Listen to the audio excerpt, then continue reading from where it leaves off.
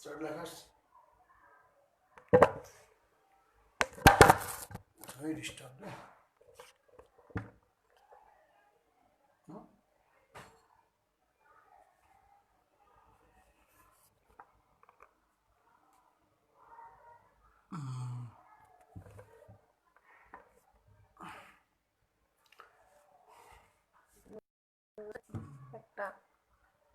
Hello viewers, আসসালামু আলাইকুম।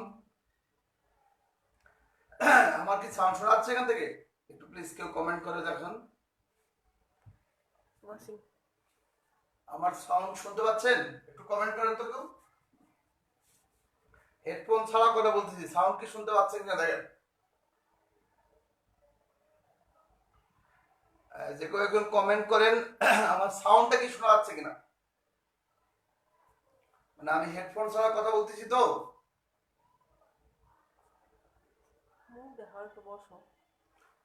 একজন যে কেউ কথা বলেন, আমি হেডফোন ছাড়া কথা বলতেছি, আমার সাউন্ড শুনতে পাচ্ছি না। সাউন্ডটাকে ক্লিয়ার করে নিব। আসলে বোর্ডটা লাগানো হয়নি তো, বোর্ডটা লাগানো।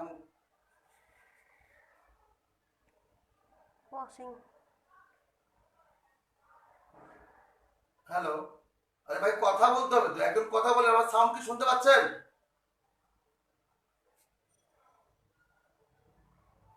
কেউ একজন বলে আমার সাউন্ডটা কি শুনতে পাচ্ছেন কিনা। সাউন্ড কি শোনা যাচ্ছে?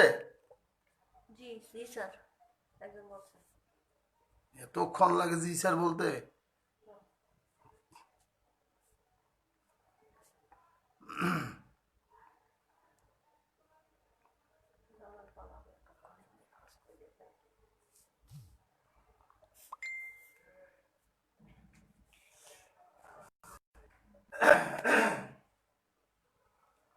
ঠিক আছে, একটু প্লিজ। আজকে যেহেতু আমার এখানে বোর্ডটা আমি লাগাই নাই, এই জন্যই একটু কষ্ট করে খেয়াল করবেন। একটু চেক করে দেখো তো ওখানে, জাস্ট একটু একটু স্টার্টটা চেক করে দাও। দেখা যাচ্ছে কিনা ক্লিয়ার? একটু খেয়াল করে রাখবেন।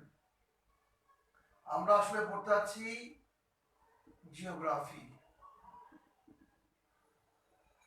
জিওগ্রাফি, এখানে জিওগ্রাফির এখানে শব্দটা হচ্ছে জিও। জিও শব্দের অর্থ হচ্ছে পৃথিবী, আর গ্রাফি শব্দের অর্থ হচ্ছে বিবৃতি বা বর্ণনা। তার মানে জিওগ্রাফি শব্দের অর্থটা কি দাঁড়ালো? পৃথিবীর বিবৃতি বা বর্ণনা। পৃথিবীর বিবৃতি বা বর্ণনা। তো যেহেতু শুনতে হচ্ছে পৃথিবীর বিবৃতি বা বর্ণনা, তো পৃথিবীর বিবৃতি বা বর্ণনা আমি দেখাবো। এই ছোট একটা বিষয়টাকে নিয়ে অনেক ছেলেমেয়েরা অনেক কনফিউশনে ভোগে, নানান রকম হতাশায় ভোগে। এই পৃথিবীর রেখাগুলো সম্পর্কে তাদের ধারণা ক্লিয়ার থাকে না। তো আশা করি একটু সবাই সবার মতো জায়গা থেকে, নিজের জায়গা থেকে সবাই শেয়ার দিয়ে দেন, যাতে অনেক মানুষ দেখতে পারে। এই রেখাগুলো সম্পর্কে কনফিউশন নাই এমন লোক নাই, টুকটাক সবারই কিছু না কিছু কনফিউশন আছে।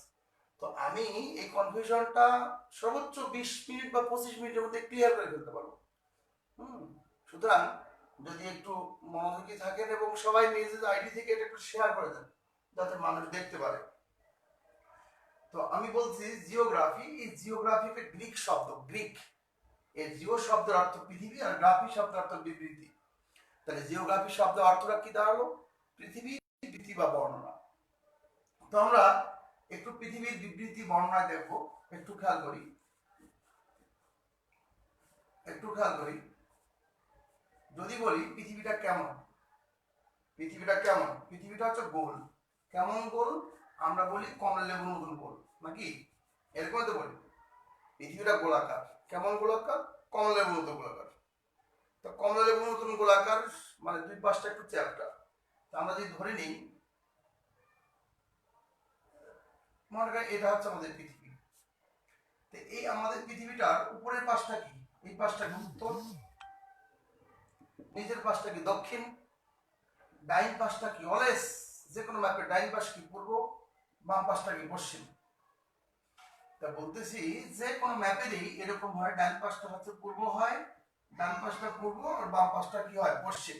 আবার খেয়াল করি, এটা একটা পৃথিবী, উপরের পাটটা উত্তর, নিচে দক্ষিণ, ডাইনে পূর্ব, আমি কি পশ্চিম। এই হচ্ছে আমার দিক আর কি। এবার পুরো পৃথিবীটাকে একটা রেখা দ্বারা কেটে সমান দুটো অংশ ভাগ করে ফেললাম। একটা রেখা দ্বারা কেটে পুরো পৃথিবীটাকে সমান দুটো অংশ ভাগ করে ফেললাম। যে রেখা দ্বারা পৃথিবীটাকে সমান দুটো অংশ ভাগ করলাম, সেই রেখাটার নাম দিয়েছেন বিজ্ঞানীগণ নিরক্ষরেখা বা বিষুবরেখা। এটা হচ্ছে নিরক্ষরেখা বা বিষুবরেখা। অনেক নাম আছে, আপাতত এই দুটো নাম ইউজ করি। তো এই যে উপরে যদি চিন্তা করি 20 মাইল আছে, নিচেও 20 মাইল আছে। উপরে যদি 100 মাইল থাকে তো এই নিরক্ষরেখার উপরের দিকের সম্পূর্ণ অংশটার নাম হচ্ছে উত্তর গোলার্ধ, নিচের দিকের সম্পূর্ণ অংশটার নাম হচ্ছে দক্ষিণ গোলার্ধ। তাহলে আমি যদি বলতেই পারি যে পৃথিবীকে উত্তর এবং দক্ষিণ গোলার্ধে যে রেখা দুই ভাগে সমান দুই ভাগে ভাগ করে ফেলে সেই রেখার নাম কি? নিরক্ষরেখা বা বিষুবরেখা। এই নিরক্ষরেখা বা বিষুবরেখার উপরের দিকের সম্পূর্ণ অংশ, এটা হলো উত্তর গোলার্ধ, নিচেটা দক্ষিণ গোলার্ধ। এই নিরক্ষরেখাকে সমান্তরাল করে যদি উত্তর পাশে আরো কতগুলো রেখা কি, শব্দটা বলেছি সমান্তরাল। নিরক্ষরেখার সমান্তরাল করে, নিরক্ষরেখার সমান্তরাল করে যে উত্তর গোলার্ধে এবং দক্ষিণ গোলার্ধে আরো কতগুলো রেখাংশ আঁকি। এই সমান্তরাল অঙ্কিত যে রেখাংশ যেগুলো, এই সমান্তরাল অঙ্কিত রেখাংশ গুলোকে বলা হয় সমাক্ষরেখা।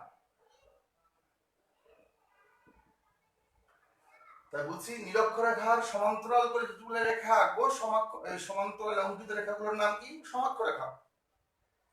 যোগ্যতা একটাই, নিরক্ষরেখার সমান্তরাল হতে হবে। সেটা 1 ডিগ্রি হোক আর ওদিকে 50 ডিগ্রি হোক, 60 ডিগ্রি হোক, কোনো সমস্যা নেই। যে রেখায় নিরক্ষরেখার সমান্তরাল সেটি হচ্ছে কি? সমাক্ষরেখা। যে রেখা সমান্তরাল না সে রেখাকে কি সমাক্ষরেখা বলা যাবে না। আমার কথা কি বোঝা গেছে কিনা? তো একটু দেখবেন প্লিজ। তো নিরক্ষরেখার সমান্তরালে যে রেখাগুলো আছে সেগুলোকে কি বলছি? সমাক্ষরেখা। এই সমাক্ষরেখাগুলোর মধ্য থেকে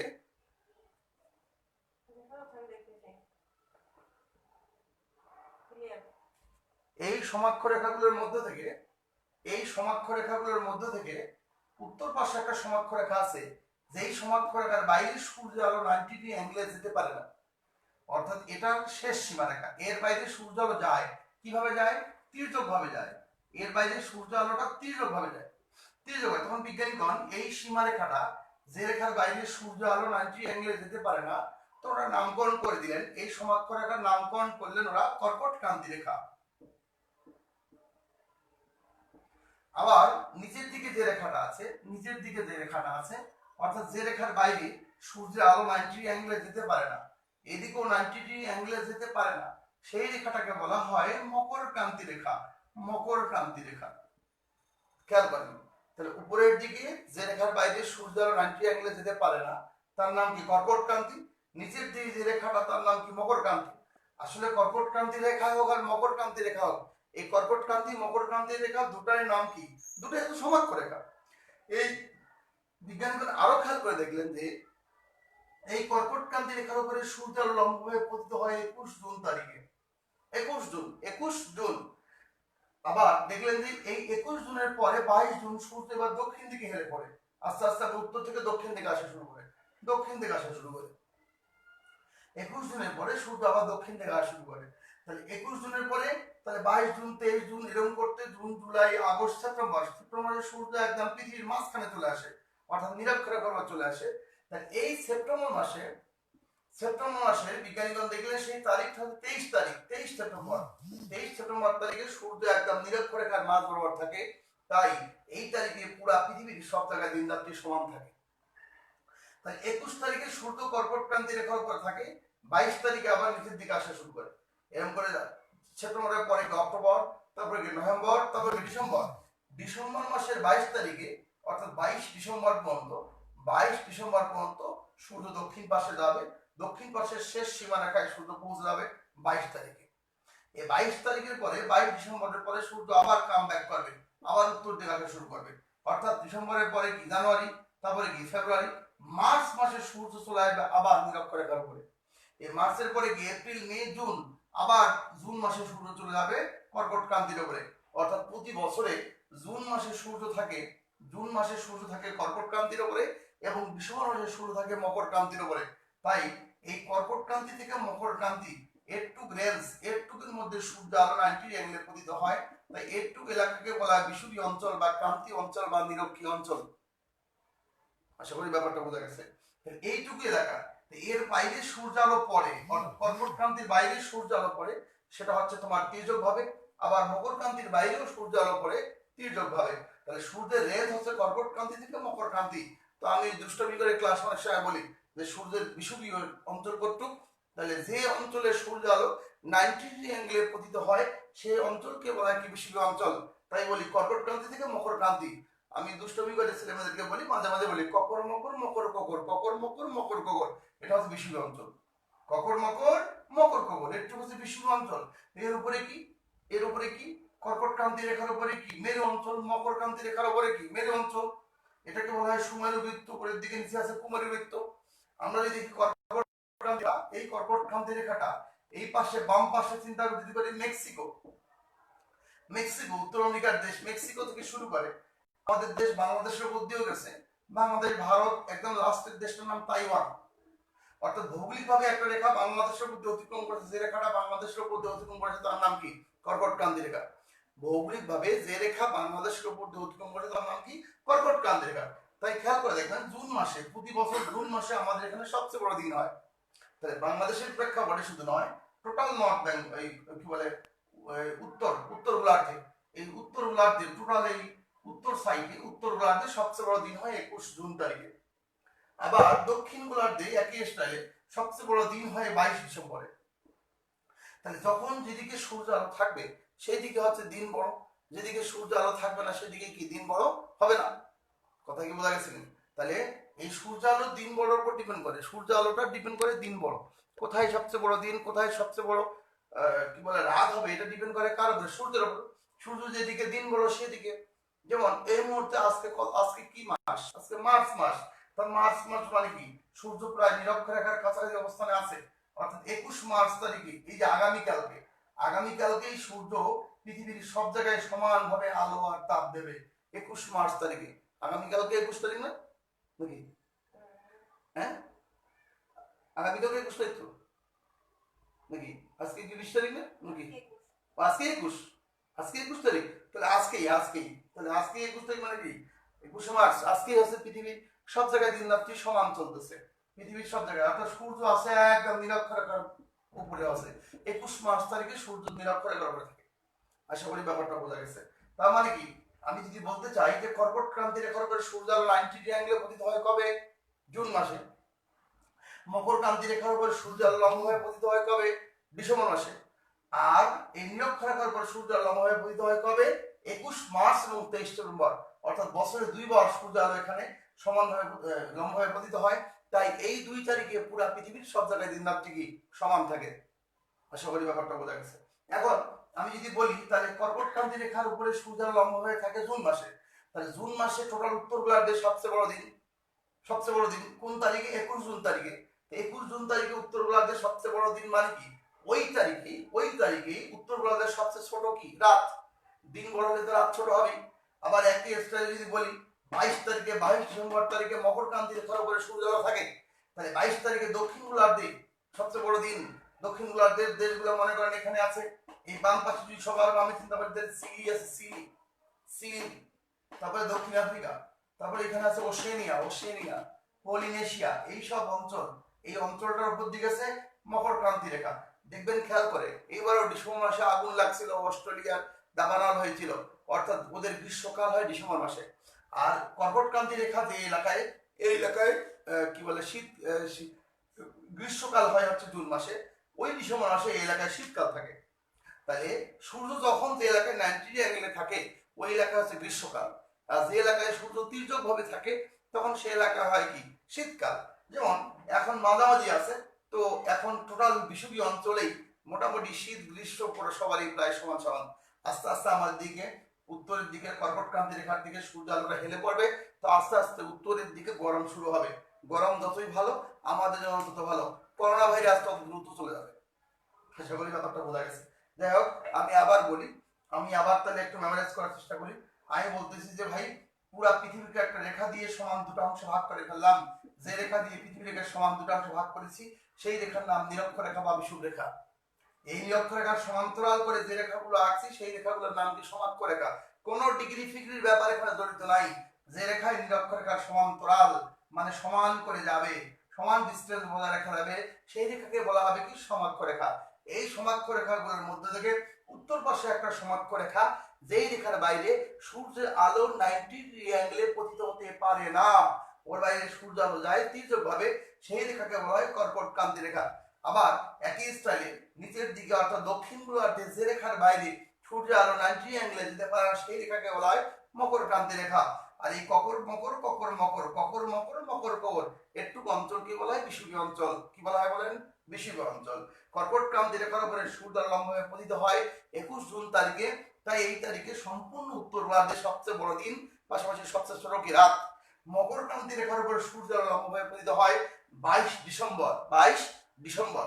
তাই এই তারিখে সম্পূর্ণ দক্ষিণ গোলার্ধে সবচেয়ে বড় দিন, পাশাপাশি সবচেয়ে ছোট কি রাত। অর্থাৎ যে এলাকায় দিন বড় সে এলাকায় রাত তো ছোট হবেই। একই সাথে উত্তর গোলার্ধ এবং দক্ষিণ গোলার্ধে দিন বড় হতে পারে না। একদিকে দিন বড়, একদিকে দিন ছোট, একদিকে দিন বড়, আরেকদিকে দিন ছোট। বুঝা গেছে কথাটা? আর দিন পড়লে রাত তো অটোমেটিক হয়ে যাবে, সুতরাং আর ওটার উপর অধ্যয়ন হয় না।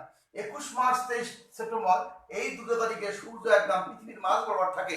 তাই এই দুটো তারিখে পৃথিবীর সব জায়গায় দিন রাত কি হবে? সমান। ক্লিয়ার? ব্যাস, আমরা এবার অন্য প্রসঙ্গে আসি। ভিউয়ার্স কেমন?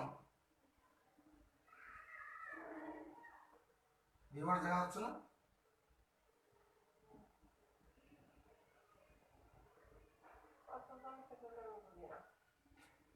ওই লাইভে ওখানে লেখা আছে দেখো 38। এই মোটটা আপনি লাইভে আছে একটু দেখতেছি। ওকে, একটু খেয়াল করি, 43। একটু খেয়াল করি। তাহলে এই রেখার নাম কি বলেন? নিরক্ষরেখা। এই বাকি সবগুলো রেখার নাম কি সমাক্ষরেখা। এর মধ্যে আমরা এই সমাক্ষরেখার একটা আদর করে নাম লিখে দিই কর্কটক্রান্তি, আর নিচেরটা নাম লিখে দিয়েছি মকরক্রান্তি। আচ্ছা ঠিক আছে। এবার এই নিরক্ষরেখাটাকে আমরা ছোট ছোট অংশে ভাগ করে ফেলবো। ছোট ছোট অংশে বেশি ভাগ করার দরকার নেই, অল্প ভাগ করো, বেশি ভাগ করলে আবার হিজিবি লাগে। এই নিরক্ষরেখাকে ছোট ছোট অংশে ভাগ করলাম। এই মেরু বিন্দু, মেরু মানে প্রান্ত, মেরু মানে কি প্রান্ত, মেরু মানে হচ্ছে প্রান্ত, মেরু মানে প্রান্ত। তো প্রান্ত অর্থাৎ দেখো দেখা যাচ্ছে না? ক্লিয়ার? নয়জি। মেরু মানে প্রান্ত, মেরু মানে কি বলছি? প্রান্ত। তাহলে এই মেরুবিন্দু, উত্তর মেরুবিন্দু, দক্ষিণ মেরুবিন্দু, এই যে এখানে ভাগ করেছি, কতগুলো রেখা দ্বারা ভাগ করেছি, ভাগ করে এই প্রতিটি বিন্দু দিয়ে এরকম করে উত্তর মেরু থেকে দক্ষিণ মেরু যোগ করে দিলাম। যে রেখাগুলো দিয়ে যোগ করলাম সেই রেখাগুলোর নাম হচ্ছে দ্রাঘিমা। কি নাম বলছি বলেন? দ্রাঘিমা। তাহলে উত্তর মেরু থেকে দক্ষিণ মেরু যে রেখাগুলো দিয়ে যোগ করে দিলাম সেই রেখাগুলো কি কি বলছি? দ্রাঘিমা। কি বলছি বলেন? দ্রাঘিমা। উত্তর মেরু থেকে দক্ষিণ মেরু যে রেখাগুলো দিয়ে যোগ করেছি সেই রেখাগুলোকে বলেছি কি দ্রাঘিমা। দ্রাঘিমা তার মানে কি? এই রেখার নাম কি বলেন? দ্রাঘিমা। অর্থাৎ যদি আমি পৃথিবীর একটা কমলা মনে করি, তাহলে কমলার যে কোষ বা কোয়াগুলো আমরা খাই সেগুলোকে বলা হয় কি? দ্রাঘিমা। যদি তাহলে এই যে কমলার কোষগুলো উত্তর থেকে দক্ষিণ দিকে থাকে, উত্তর থেকে দক্ষিণ দিকে থাকে, উত্তর থেকে দক্ষিণ দিকে থাকে, তাই কমলার কোয়াগুলোকে বলা হয় কি? দ্রাঘিমা। এই কমলার কোষগুলোর মধ্যে থেকে এই কমলার কোষ মনে করেন একটা কমলায় আছে 10টা কোষ। আমি যদি কমলাটাকে সমান দুই ভাগে ভাগ করে ফেলি, আমি যদি 5টা 5টা করে কোষ ভাগ করে ফেলবো, তো কমলা দুই ভাগে ভাগ হয়ে গেল। যে কোনো একটা কোষকে নিয়ে তো দুই ভাগে ফাটাই ফেলবো। যে কোষটাকে নিয়ে কমলাটাকে দুই ভাগে ভাগ করে ফেললাম, একটা জায়গায় তো ভাগ করতে হবে। এটা হচ্ছে পৃথিবী, এটা পুরা ভাগ করবো। যে কোষটা নিয়ে ভাগ করলাম সেই রেখাটার নাম বিজ্ঞানীগণ দিয়েছে মূল মধ্যরেখা। কি বলছি? মূল মধ্যরেখা। তাহলে এইটা এইটা এটা তিনটে আছে দ্রাঘিমা রেখা। বা আরো আমি ইচ্ছা মতন অনেকগুলো ইচ্ছা মতো উত্তর থেকে দক্ষিণে একটা দাগ দিলেই তার নাম দ্রাঘিমা রেখা, উত্তর থেকে দক্ষিণে একটা দাগ দিলেই তার নাম দ্রাঘিমা রেখা। অনেকগুলো দ্রাঘিমা রেখার মধ্যে থেকে এই একটা দ্রাঘিমা রেখা ধরে নিলাম যে এটা হচ্ছে মাঝখানে, ধরে নিলাম আমি, কারণ কমলার তো মাঝখানে কিছু নাই, এটা গোল, এটা গোল, যে কোনো জায়গা থেকে আপনি মাঝখানে ধরতে পারেন। তো যেটাকে ধরেন ওখান থেকে কমলাটাকে দুই ভাগে ভাগ করে ফেলবেন। তো যেখান থেকে কমলাটাকে দুই ভাগে ভাগ করে ফেললেন সেই কমলার কোষটা, তার মানে বলছি কমলার কোষ মানে দ্রাঘিমা। তো যে কোষটা নিয়ে কমলাকে দুই ভাগে ভাগ করে ফেললেন সেই কোষটাকে আমি বললাম মূল মধ্যরেখা। কি বললাম? মূল মধ্যরেখা। মূল মধ্যরেখা তার মানে কি? অনেকগুলা দ্রাঘিমা রেখার মধ্য থেকে যে একটা রেখাকে নিয়ে আপনি পুরো পৃথিবীকে খাড়ায় ভাগ করে ফেললেন, দুই ভাগে ভাগ করে ফেললেন। কমলা যেমন করে ফাটায়, কমলার কোষ যেমন করে কমলাকে দুই ভাগে ভাগ করলেন, এরকম করে যে রেখার সাহায্যে আপনি ভাগ করলেন, প্রতিটি কোষকে বলছি দ্রাঘিমা রেখা। এক একটা কোষ মানে একটা দ্রাঘিমা রেখা। যে কোষটাকে নিয়ে পৃথিবীটাকে দুই ভাগে ভাগ করে ফেললেন সেই কোষটাকে বলা হচ্ছে মূল মধ্যরেখা। আসলে মূল মধ্যরেখাও যে কথা, দ্রাঘিমা রেখাও সে কথা। এখন আমরা কমলার এক পাশে মূল মধ্যরেখা ধরলাম, যে পাশে মূল মধ্যরেখা ধরেছি, মনে করেন আমার হাতের দিকে দেখান, এটা হচ্ছে মনে করেন যে একটা পৃথিবী। এই পৃথিবীটা এইভাবে গোল হয়ে আছে। এই আমার এই যে মার্কারটা, এটা হচ্ছে একটা মূল মধ্যরেখা। এখান থেকে পৃথিবীটাকে আমি দুই ভাগে ফাটাই ফেলছি, খাড়ায় উপর থেকে ফাটাই ফেলছি। এখন এই রেখাটার নাম বলেছি এখন আমি মূল মধ্যরেখা। তা পৃথিবীতে যে কোনো জায়গায় মূল মধ্যরেখা বললেই তো তাহলে হয়, হ্যাঁ বললেই হয়। কিন্তু বিজ্ঞানীগণ চিন্তা করছেন এরকম করে বিশৃঙ্খলা হবে, আসেন না সবাই মিলি একই জায়গার থেকে একটা রেখাকে আমরা মূল মধ্যরেখা ধরে নিই। তো কোথায় ধরতে চান? লন্ডন শহরের উপকণ্ঠে গিনিস মান মন্দির, মান মন্দির মিন্স স্ট্যান্ডার্ড মান, ওইখান থেকে শুরু করে পুরো পৃথিবীটাকে দুই ভাগে ভাগ করে চিন্তা করছে। অর্থাৎ অনেকগুলো দ্রাঘিমা রেখার মধ্যে থেকে এই লন্ডন শহরের উপকণ্ঠে যে দ্রাঘিমা রেখাটা গেছে সেই দ্রাঘিমা রেখা দিয়ে এই পাশটাকে বলছে তোমার একটা পাশ পূর্ব, এই পাশটাকে বলছে পশ্চিম। কমলাকে যেন করে ফাটায় আমরা দুই ভাগে ভাগ করে ফেলি, একটা ভাগ হচ্ছে পূর্ব, একটা ভাগ কি বলে পশ্চিম। কথা কি বোঝা গেছে কিনা?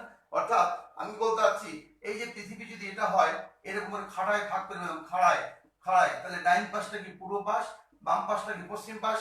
তাহলে পূর্ব অংশ পশ্চিমে কমলার যে কোষটা দিয়ে দুই ভাগে ভাগ করে ফেললাম সেই কোষটার নাম হচ্ছে মূল মধ্যরেখা। কি নাম? মূল মধ্যরেখা। তাহলে পৃথিবী তো এরকম গোল, যে পাশে মূল মধ্যরেখা ধরলাম ঠিক তার বিপরীত পাশে তো আরেকটা রেখা থাকা উচিত। পাশে মূল মধ্যরেখা আছে, তার ঠিক বিপরীত পাশে যদি আরেকটা রেখা কল্পনা করি তো সেই রেখাটাকে বলা হচ্ছে আন্তর্জাতিক তারিখ রেখা। কেননা এই মূল মধ্যরেখা হচ্ছে স্ট্যান্ডার্ড মান, ওখান থেকে 1 ডিগ্রি পূর্বে গেলে 4 মিনিট প্লাস হবে, 1 ডিগ্রি পশ্চিমে গেলে 4 মিনিট মাইনাস হবে সময়ের ব্যাপার। তাহলে পুরা পৃথিবীটা হচ্ছে 360 ডিগ্রি, পুরা পৃথিবীটা 360 ডিগ্রি। তাহলে সময় নির্ণয়ের ব্যাপারটা শুরু হয়েছে কোথা থেকে? মূল মধ্যরেখা থেকে। মূল মধ্যরেখা থেকে 1 ডিগ্রি পূর্বে গেলে 4 মিনিট প্লাস, 1 ডিগ্রি পশ্চিমে গেলে 4 মিনিট মাইনাস। আশা করি ব্যাপারটা বোঝা গেছে। তাহলে 1 ডিগ্রি যদি পূর্বে যায় তো 4 মিনিট প্লাস, এরকম করতে করতে আমি 180 ডিগ্রি আসবো। এটা এই হাতটা 180 ডিগ্রি, এই হাতটা 180 ডিগ্রি। তাহলে আমি যদি এখান থেকে এই চাপ এইদিকে গেলে প্লাস ধরে নিলাম, এইদিকে গেলে minus, 4 minute plus 4 minute minus, পুরো পৃথিবীটা এরকম করে ঘুরে আসলে কিন্তু 24 ঘন্টায় ঘুরতে হবে। তো 24 ঘন্টা মানে কি? 180 ডিগ্রি মানে কয় ঘন্টা? 12 ঘন্টা। আর এই পাশটা কত? 12 ঘন্টা। তাহলে আমি যদি এই মূল মধ্যরেখা থেকে দুটো বিপরীতমুখী ঘোড়া ছেড়ে দিই, একটা ঘোড়ার মুখ এইদিকে আর একটা ঘোড়ার মুখ এইদিকে, এই দুইটা ঘোড়ার মুখ বিপরীতমুখী যদি দেই, এরা দুইজনে গিয়ে আমার বুকের মধ্যে গিয়ে ক্রসিং করবে কিনা একে অপরকে? এই যে এখানটায় ক্রসিং করবে কিনা? আমার কথা কি বোঝা যাচ্ছে? ক্লিয়ার বোঝা যাচ্ছে কিনা? আমি বললাম আবার এই মার্কারটা হচ্ছে মূল মধ্যরেখা এইভাবে আছে, এখান থেকে একটা ঘোড়া এই দিক দিয়ে আসলো আমার এই হাত দিয়ে, এই বাম হাতটা দিয়ে আসতেছে ঘোড়াটা আসতেছে আমার বুকের মধ্যে, এখানে আসলো, আবার ডাইন হাত দিয়ে আরেকটা আসলো, আসে এইখানে গিয়ে দুটা ক্রসিং হবে কিনা? তা ক্রসিং হবে এইখানে, যেখানে গিয়ে একে অপরের সঙ্গে ক্রসিং হবে, যে বিন্দু থেকে একে অপরের সঙ্গে ক্রসিং হয়ে যাবে সেই বিন্দুটাকে বলা হচ্ছে, সেই রেখাটাকে বলা হচ্ছে কি বলে আন্তর্জাতিক তারিখ রেখা। এটা যদি ভেজাল হয়ে যাবে, কারণ একটা দেশে যদি একাধিক, ক্লিয়ার আছে কিনা দেখো তো? হ্যাঁ ক্লিয়ার? একটু নড়াচড়া করে ফেলছি, ওটা বারবার আঠারো খুলে যাচ্ছে তো, একটু প্লিজ ক্লিয়ার আছে কিনা?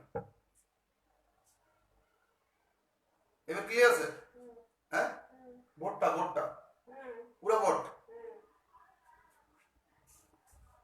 একটু পড়ে যাচ্ছে, কই পড়ে যাচ্ছে আন্দাজি? তুমি কি দেখতে পাও না নাকি? আমি এখানে দেখতে পাচ্ছি, এখানেই নাই,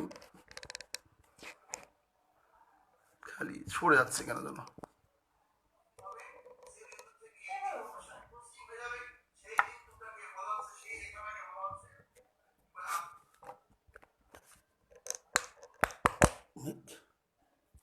এই আটাটা কি ইয়ে হয়ে গেছে?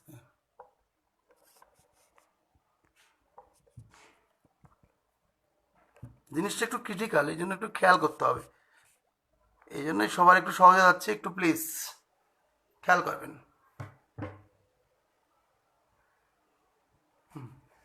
আমি বললাম একটু খেয়াল করবেন, এই যে মনে করেন যে এটা হচ্ছে আমি, এটা এইখানে এটা হচ্ছে মূল মধ্যরেখা, তাই এই মূল মধ্যরেখা থেকে একটা ঘোড়া এই পাশ দিয়ে আমার এই হাতটা দিয়ে যাচ্ছে, আর একটা ঘোড়া এই পাশ দিয়ে যাচ্ছে, তো দুটা ঘোড়া একসময় গিয়ে তো আমার বুকের মধ্যে ক্রসিং করবে, যেখানে গিয়ে একে অপরকে এরকম করে ক্রসিং করবে সেই রেখাটাকে বলা হচ্ছে আন্তর্জাতিক তারিখ রেখা।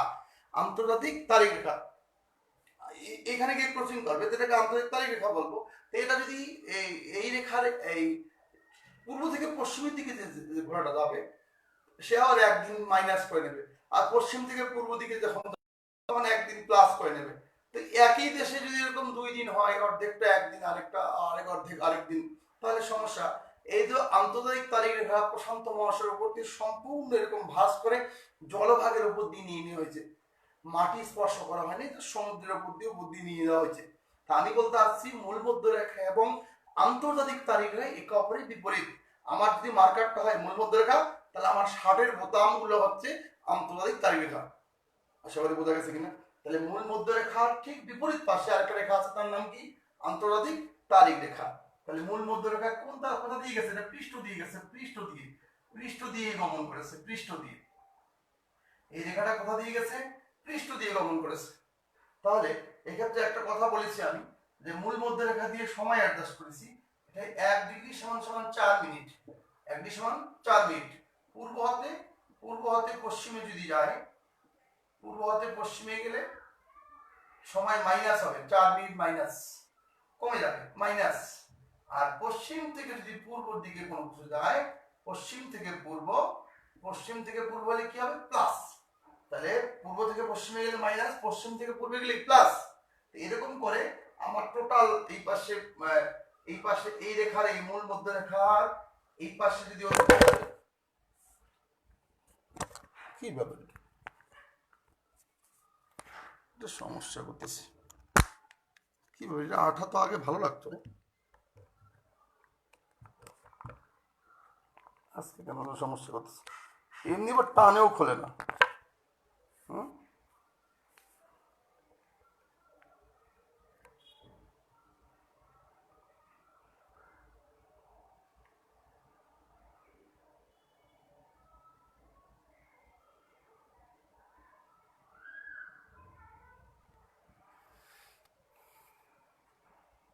আচ্ছা, যাই হোক, আমি বলছি পূর্ব হতে পশ্চিমে গেলে মাইনাস, আর পশ্চিম থেকে পূর্বে গেলে কি? প্লাস। পশ্চিম থেকে পূর্বে গেলে কি? প্লাস। পূর্ব থেকে পশ্চিমে গেলে কি বলছি? মাইনাস। পশ্চিম থেকে পূর্বে গেলে প্লাস। ওকে, ঠিক আছে। তাহলে আন্তর্জাতিক তারিখ রেখাও ক্লিয়ার। তাহলে মূল মধ্যরেখার ঠিক বিপরীত পাশে আছে কি? আন্তর্জাতিক তারিখ রেখা। এই মূল মধ্যরেখাটা ঠিক অপোজিট পাশে, কিভাবে দেব? এই যে ডট দিলাম, এই ডট, এটাকে মনে করে নেবেন আন্তর্জাতিক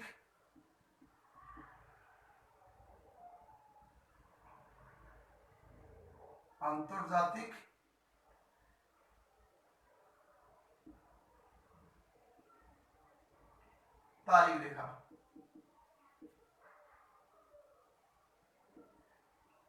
এটা হচ্ছে বিপরীত, মূল মধ্যরেখার বিপরীতে।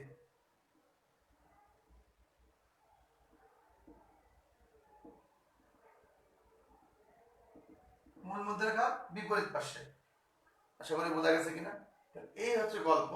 এখন আরেকটা রেখা আছে মেরু রেখা। মেরু রেখা এই শব্দটা কি? তাহলে এই রেখাটা হলে গল্প শেষ। মেরু রেখার ব্যাপারটা কি? মেরু রেখা হচ্ছে, এটা কোনো দিক টিক ভাগ করার মধ্যে নাই, ডাইরেক্ট উত্তর থেকে দক্ষিণে যদি ফুটা করেন, মানে উত্তর মেরু থেকে দক্ষিণ মেরু ডাইরেক্ট ফুটা করে দিলেন, একটা কমলার একেবারে মোটার কাছে নিলেন, নিয়ে একদম ফুটা করে দিলেন, ফুটা করে আরেক পাশে ঢুকাই দিলেন, ডাইরেক্ট উত্তর থেকে দক্ষিণে যদি কোনো রেখা দ্বারা ফুটা করেন, তখন তার নাম হবে মেরু রেখা। অর্থাৎ বাংলাদেশ থেকে যদি একটা পাইপ বোরিং করা শুরু করেন, তা পাইপটা চিলির পাশে প্রশান্ত মহাসাগর দিয়ে বেরাবে। আমরা সবাই বলি না, চিলির পাশে প্রশান্ত মহাসাগর দিয়ে বেরাবে। এরকম করে পৃথিবীর একদম উত্তর মেরুতে গিয়ে একটা পাইপ বোরিং শুরু করবেন, ফুটা করা করতে করতে করতে করতে পৃথিবীর আরেক পাশ দিয়ে বের হয়ে যায় যদি, তাহলে এই রেখাটাকে বলে মেরু রেখা। যদি কাঁঠালকে পৃথিবী মনে করেন, তা কাঁঠালের মাঝখানে যে একটা মোটা কি বলে একটা দ্বন্দ্ব থাকে না কাঁঠালের মাঝখানে, যেখানে কাঁঠালের কোষগুলো আটকে থাকে, এই কাঁঠালটা ধরেন একটা পৃথিবী, কাঁঠালের মাঝখানে যে মোটা দ্বন্দ্বটার মধ্যে কোষগুলো লেগে থাকে, এটাকে বলা হচ্ছে মেরু রেখা। আমি কি বলছি? মেরু রেখা। কথাই ক্লিয়ার বোঝা গেছে কিনা? তাহলে বললাম, তাহলে মেরু রেখাটা কি? এটাকে যদি আমি আন্তর্জাতিক তারিখ রেখা বলি, এটা হচ্ছে বিপরীতে। এটা কিন্তু পৃথিবীর পৃষ্ঠ দিয়ে গেছে দুটাই, এটাও পৃষ্ঠ দিয়ে, এটাও পৃষ্ঠ দিয়ে। অর্থাৎ মূল মধ্যরেখা যে পাশে আছে, তার ঠিক বিপরীত পাশে যে রেখাটা পৃষ্ঠ দিয়ে কল্পনা করা হয়েছে, তার নাম হচ্ছে আন্তর্জাতিক রেখা। আর মেরুরেখার ব্যাপারটা যেটা বলছি, মেরুরেখাটা কিন্তু এরকম না ভাই, মেরুরেখার ব্যাপারটা হচ্ছে ডাইরেক্ট ফুটা করে যাবে, অর্থাৎ এই রেখাটাই অর্থাৎ এই রেখাটা উপর দিয়ে গেছে, অর্থাৎ আমার নাকের উপর দিয়ে একটা রেখা টানলেন, আমার এই যে শার্টের বোতামের উপর দিয়ে নাকের উপর দিয়ে রেখাটা টানলেন, আমি যদি একটা পৃথিবী হই এই উপর দিয়ে যদি একটা রেখা টানেন, এটার নাম হচ্ছে কি বলে মূল মধ্য রেখা। আর আমার পিঠ দিয়ে যদি একটা রেখা টানেন, পিঠ বরাবর পিঠের মাঝখানে শির দ্বারা দিয়ে উপর দিয়ে, তাহলে তার নাম হচ্ছে আন্তর্জাতিক রেখা। আর এবার যদি আমাকে এইখানে মনে করেন মাথা থেকে একটা স্ক্রু গাড়েন, স্ক্রু গাড়লে একদম ওই পাশ দিয়ে বের হয়ে যাবে, এইখান থেকে একটা পেরেক যদি গাড়েন ওই পাশ দিয়ে বের হয়ে যায়, ভেতর দিয়ে ফুটা করে, ডাইরেক্ট ফুটা করে উপর দিয়ে ডাক্তার না, তার নাম হচ্ছে মেরুরেখা। উত্তর মেরু থেকে দক্ষিণ মেরু ডাইরেক্ট সরাসরি সংযোগকারী রেখার নাম মেরুরেখা। আমার তো বোর্ডে ফুটা করা সম্ভব না, তাই আমি বোর্ডে এমনি দেখাইলাম। এখানে মেরুরেখা লিখবো, লিখে বলবো যে পৃথিবীর কেন্দ্র দিয়ে যাবে, কেন্দ্র দিয়ে মানে ফুটা করে যাবে, কেন্দ্র দিয়ে যাবে। আশা করি ব্যাপারটা বোঝা গেছে। রেখাগুলোর পরিচিতি কিন্তু শেষ। এখন আমরা অক্ষাংশ দ্রাঘিমাংশ বাকি আছে। তো অক্ষাংশ দ্রাঘিমাংশ সহজ বিশেষ পরে আগে রেখাগুলো ক্লিয়ার হচ্ছে কিনা সেটা দেখি। ম্যাক্সিমাম রেখার কথা বলেছি, কোন রেখা বাদ নাই। আবারও বলি, আমি বলছি পৃথিবীর উপরের পাশে এটা কি উত্তর মেরু, নিচে কি দক্ষিণ মেরু, এটা উত্তর মেরু, এটা কি দক্ষিণ মেরু। আচ্ছা ঠিক আছে, তো উত্তর মেরু, মেরু মানে প্রান্ত, মেরু মানে কি প্রান্ত, উত্তর মেরু দক্ষিণ মেরু। ডান পাশে কি পূর্ব পশ্চিম, পূর্ব পশ্চিম মেরু হবে না, কারণ পূর্ব পশ্চিম তো ফিক্স না, পূর্ব পশ্চিম তো ঘোরানো, মানে এই মার্কারটা, এটা মাথাটা উত্তর, নিচটা দক্ষিণ। তো উত্তর উত্তরের জায়গায়, দক্ষিণ দক্ষিণের জায়গায়, পৃথিবী এরকম করে ঘোরে, পশ্চিম থেকে পূর্বে ঘোরে, পৃথিবী পশ্চিম থেকে পূর্বে ঘোরে। মনে করেন এটা হচ্ছে পৃথিবী, এটা যদি পৃথিবী হয়, তাহলে পৃথিবী যদি হয় তাহলে এই পৃথিবীটার উত্তর মেরু উপরেরটা, দক্ষিণ মেরু নিচেরটা। কিন্তু এই যে ঘুরতেছে, এই যে ঘুরতেছে, পূর্ব পশ্চিম কি ফিক্সড আছে? কখনো পূর্ব পাশে এইটা তো কখনো এইটা, কখনো পূর্ব পশ্চিম ফিক্সড থাকতেছে। তাই পূর্ব মেরু পশ্চিম মেরু বলে কোনো কথা নাই, উত্তর মেরু দক্ষিণ মেরু আছে। তাহলে পূর্ব পশ্চিমটা আমরা এমনি আপাত দৃষ্টিতে ধরে নেই বোঝার সুবিধার্থে। কথা কি বোঝা গেছে কিনা? কিন্তু মেরু মানে প্রান্ত, সো পূর্ব মেরু পশ্চিম মেরু বলে কোনো কথা নাই। তাহলে পৃথিবীটাকে আমরা যে রেখার সাহায্যে এরকম সমান দুটি গোলার দিয়ে ভাগ করে ফেললাম, সেই রেখার নাম নিরক্ষরেখা বা বিষুবরেখা। ক্লিয়ার?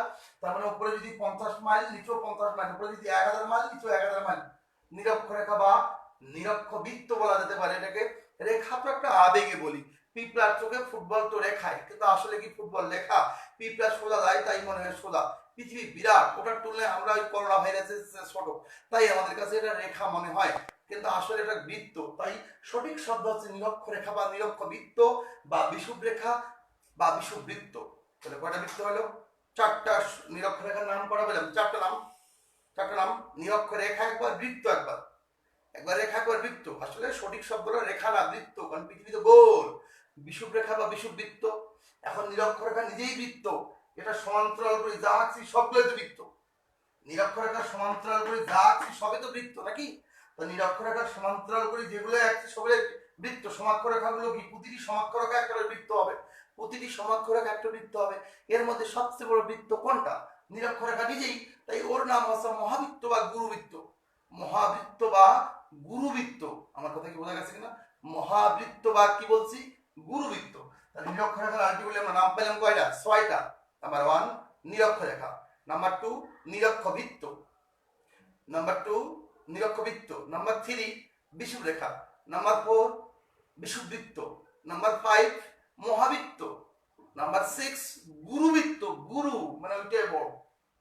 নিরক্ষরেখার সমান্তরাল করে যে রেখাগুলো আছে তার নাম কি? সমাক্ষরেখা।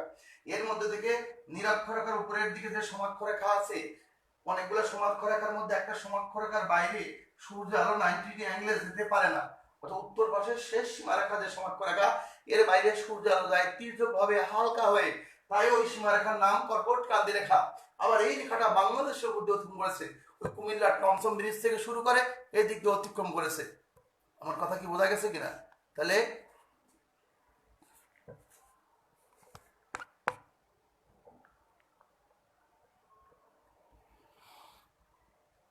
এখন এই আবার এই নিচের দিকে আরেকটা রেখা আছে, যে রেখার বাইরে সূর্য আলো 90 অ্যাঙ্গেলে যেতে পারে না, ওই রেখার নাম কি? মকর ক্রান্তি রেখা। এই মকর ক্রান্তি রেখা। আর এই ককর মকর মকর ককর মাঝখানের যে রেঞ্জটা, এই ককর মকর মকর ককর, ককর মকর মকর ককর, এই মাঝখানের যে রেঞ্জটা, এটাকে বলেছি বিষুবীয় অঞ্চল। এটাকে কি বলেছি? মকর মকর মকর কর, এই রেঞ্জটাকে বলা হয় বিষুবীয় অঞ্চল বা নিরক্ষীয় অঞ্চল বা ক্রান্তীয় অঞ্চল। এর মধ্যে বিজ্ঞানীগণ খেয়াল করে দেখছেন যে 21 জুন তারিখে কর্কট ক্রান্তি রেখার উপরে সূর্য লম্ব হয়ে উদিত হয়। তাই এই তারিখে সম্পূর্ণ উত্তর গোলার্ধেই সবচেয়ে বড় দিন, সম্পূর্ণ উত্তর গোলার্ধেই সবচেয়ে বড় দিন। আবার বিজ্ঞানীগণ দেখছেন যে 22 ডিসেম্বর তারিখে দক্ষিণ গোলার্ধের মকর ক্রান্তি রেখার উপরে সূর্য লম্ব হয়ে উদিত হয়। তাই এই তারিখে সম্পূর্ণ দক্ষিণ গোলার্ধেই সবচেয়ে বড় দিন। 21 মার্চ এবং 23 সেপ্টেম্বর এই 2 তারিখে সূর্য একদম নিরক্ষরেখার উপর মাঝ বরাবর থাকে। তাই এই তারিখে 21 মার্চ এবং 23 সেপ্টেম্বর পৃথিবীর সব জায়গায় দিনরাত্রি কি সমান, দিনরাত্রি সমান। ব্যাস, এবার বলছি নিরক্ষরেখাকে ছোট ছোট ভাগ করে ওই প্রতিটি ভাগ বিন্দু দিয়ে উত্তর মেরু থেকে দক্ষিণ মেরু যদি কতগুলো ডাইরেক্ট রেখা যোগ করি পৃথিবীর উপরের থেকে এই রেখাগুলোর নাম হচ্ছে দ্রাঘিমা। অর্থাৎ যদি পৃথিবী হয় একটা কমলা লেবু, কমলার যে কোষ বা কোয়াগুলো আমরা খাই তার নাম দ্রাঘিমা। এর মধ্যে কমলাকে ফাটানোর জন্য, ভাঙি ফেলার জন্য 10টা কোষ থাকলে 5টা করে ভাগ করব। যে কোষটাকে কেন্দ্র করে কমলাকে দুইভাগে ভাগ করে ফেললাম সেইটার নাম মূল মধ্যরেখা বা মূল মধ্যরেখা বলি। এখন যদি সারা পৃথিবীর যে কোনো মানুষ যে কোনো জায়গা থেকে পৃথিবীকে ভাগ করে ফেলে তো মূল মধ্যরেখা দিয়ে ঝামেলা হবে। এই জন্য সবাই মিলে চিন্তা করছে, ভাই আসেন কমলাকে আমরা এক জায়গা থেকে ভাগ করি। কোথা থেকে ভাগ করতে চাও? ওই যে ইংল্যান্ডের লন্ডন শহর উপকণ্ঠে গ্রিনিচ মান মন্দির মানে স্ট্যান্ডার্ড মান, ওখান থেকে 2 ভাগে ভাগ করে ফেলবো। আশা করি বোঝা গেছে। তাহলে এমন অবস্থায় স্টানই লাগবে আগে। এই এমন অবস্থায় আমরা 2 ভাগে ভাগ করেছি। এই যে রেখা দিয়ে পৃথিবীকে পূর্ব এবং পশ্চিমে দুটো অংশে ভাগ করে, উত্তর দক্ষিণে ভাগ করেছিলাম নিরক্ষরেখা দিয়ে, খাড়ায় ভাগ করলাম পূর্ব এবং পশ্চিম অংশে যে রেখা দিয়ে তার নাম কি মূল মধ্যরেখা। মূল মধ্যরেখার ঠিক বিপরীত পাশে যে রেখাটা অবস্থান করে তার নাম কি আন্তঃরেখার রেখা। মূল মধ্যরেখার স্পেশালিটি কি? মূল মধ্যরেখাতে টাইম গণনা করা শুরু হয়। মূল মধ্যরেখা থেকে 1 ডিগ্রি পূর্বে গেলে 4 মিনিট, প্লাস 1 ডিগ্রি পশ্চিমে গেলে 4 মিনিট, কি বলো মাইনাস। তাহলে এরকম করে প্লাস মাইনাস করতে করতে কি 180 ডিগ্রি গেলে 12 ঘন্টা হবে, এই পাশে 180 12 ঘন্টা। এখানে বুকের মধ্যে যখন ক্রসিং হবে, এখানে দুটো ঘোড়া যদি বুকের মধ্যে ক্রসিং হয়, ক্রসিং হওয়ার সময় যেখানে ক্রসিং হবে এই ক্রসিং এর জায়গাটায় এই কি বলে একদিন প্লাস মাইনাস করে নিতে হবে। তো সেক্ষেত্রে যদি একটা দেশের মধ্যে দিয়ে এই রেখাটা পড়ে যায় তাহলে সমস্যা না। একই দেশে উত্তর পাশে একদিন বৃহস্পতিবার, দক্ষিণ পাশে হচ্ছে তোমার শনিবার বা শুক্রবার, তাহলে সমস্যা না, দিন ভিন্ন হয়ে যাবে। এই জন্যই এই রেখাটাকে সম্পূর্ণ জলভাগের উপর দিয়ে নিয়ে নেওয়া হয়েছে। তাহলে মূল মধ্যরেখার ঠিক বিপরীত পাশে অবস্থিত রেখাটার নাম কি? আন্তর্জাতিক তারিখ রেখা। আর উত্তর মেরু থেকে দক্ষিণ মেরু ডাইরেক্ট ফুটা করেছি, ফুটা, কোনো ভাগ টাগ নেই, উত্তর দক্ষিণ পূর্ব পশ্চিমের কোনো ব্যাপার নেই। সরাসরি সংযোগকারী যে রেখা তার নাম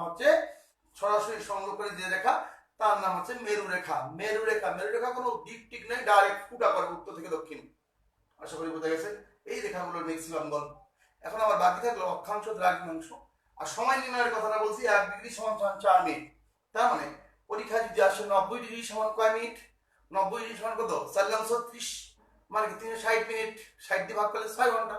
তাহলে কোন স্থানের সময় শনিবার সকাল 6টা হলে 90 ডিগ্রি পূর্বে কত? তাহলে কি 6 ঘন্টা যোগ করে দেবো। যদি বলে কোন অঙ্ক আসছে পরীক্ষায়, কোন স্থানের সময় রবিবার সকাল 10টা হলে কি বলে 45 ডিগ্রি পশ্চিমে কত? তাহলে 1 ডিগ্রি সমান 4 মিনিট, 45 ডিগ্রি সমান বের করতে পারবো না? অঙ্ক করা কোনো ব্যাপার? তাহলে কি করবো? 1 ডিগ্রি সমান কত? 4 মিনিট। তাহলে 45 ডিগ্রি সমান কত বাইর করবো? 4 গুণ 45। তাহলে 4 গুণ 45 মানে কত? 180 মিনিট। 180 মিনিটকে ঘন্টা করলে কত হবে? 3 ঘন্টা। তাহলে যদি পশ্চিমে বের করতে বলে, এখন সময় শনিবার সকাল 6টা, যদি বলে যে পূর্বে কত, 45 ডিগ্রি পূর্বে কত, তাহলে 3 ঘন্টা যোগ করবো। তাহলে কত হবে? সকাল 9টা হবে। 6টার সঙ্গে 3 ঘন্টা যোগ করবো। যদি পশ্চিমে বলতো তাহলে 3 ঘন্টা কি বিয়োগ করতাম। রেশিওটা এই 3টা বাক্যই। এই 3টা বাক্য যে বেটা জানবে সে বেটা এই অঙ্ক পারবে। 1 ডিগ্রি সমান 4 মিনিট, পূর্ব থেকে পশ্চিমে গেলে সময় কি বিয়োগ হয়, পশ্চিম থেকে পূর্বে গেলে সময় কি প্লাস হয়। আশা করি বোঝা গেছে। এটা দীর্ঘ সময় হয়ে গেছে। বোর্ডটা আসলে ছোট, আর এই নানান ভালো করতে পারি। যদি বোর্ডটা বড় হইতো আরো ভালো হইতো। তারপর মনোযোগ দিয়ে বোঝা গেলে ব্যাপারগুলো ক্লিয়ার হয়ে যাবে, রেখাগুলো সম্পর্কে ধারণা হয়ে যাবে। এটা গেল প্রথম পর্ব। আমি দ্বিতীয় পর্বের মধ্যে হয়তো আগামীকালকে দ্বিতীয় পর্বের মধ্যে আমি সময় নির্ণয়ের ব্যাপারটা আর একটু ক্লিয়ার করবো, অক্ষাংশ দ্রাঘিমাংশ বোঝাই দেবো। ওকে, প্রত্যেকে ভালো থাকবেন। করোনা থেকে, করোনা ভাইরাস থেকে দূরে থাকবেন, আর অপরকে সতর্ক করবেন, আর বেশি বেশি করে ভিডিওটা শেয়ারিং করবেন। আর জিএস মানে জেনারেল সায়েন্স হাবিব স্যার নামক একটা গ্রুপ আছে। হাবিব মানে বড় হাতের H, capital H ABIB Habib space দিয়ে স্যার, জিএস হাবিব স্যার। এই গ্রুপে বেশি বেশি করে ফ্রেন্ড অ্যাড করেন, কারণ এই গ্রুপটা এরকম লাইভ ক্লাস সবসময় চলবে। আজকে ওই গ্রুপে সরাসরি লাইভ ক্লাস নেই, কারণ ওই গ্রুপে এখনো ফলোয়ার খুব বেশি হয়নি। ওকে, থ্যাংক ইউ। প্রত্যেকে ভালো থাকবেন, নিজের যত্ন নেবেন, অপরের যত্ন নেবেন। আসসালামু আলাইকুম ওয়া রাহমাতুল্লাহি ওয়া বারাকাতুহু।